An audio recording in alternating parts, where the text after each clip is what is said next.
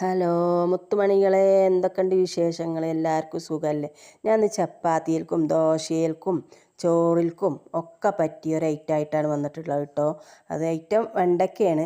എന്തായാലും നമ്മൾക്ക് വെണ്ടയ്ക്ക കുറച്ച് തോനെ കിട്ടിയെന്ന് അപ്പോൾ മാപ്പിള കൂട്ടുകാരൻ കൊണ്ടുവന്നതാണ്, അവരുണ്ടാക്കിയതാണ്. അപ്പോൾ കറിക്ക് നമുക്കൊരു 5 വട്ടമൊക്കെ വെണ്ടയ്ക്ക മതിയല്ലോ. അപ്പോൾ ഞാൻ റോസ്റ്റ് ഉണ്ടാക്കാൻ തീരുമാനിച്ചു.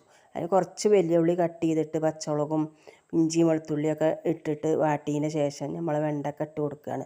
അപ്പോൾ വെണ്ടയ്ക്ക നല്ലോണം അതിൻ്റെ കൊഴുപ്പ് പോകുന്നത് വരെ നമ്മൾ ഇളക്കി കൊടുക്കണം കേട്ടോ. ചെറിയ ചൂടിൽ വെക്കണം, അല്ലെങ്കിൽ അടിയിൽ പിടിക്കും അതിൻ്റെ പശ.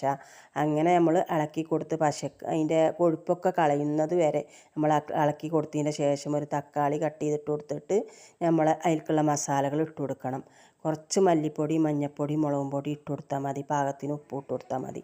അപ്പോൾ എല്ലാവരും ഉണ്ടാക്കി നോക്കുക. Okay, by.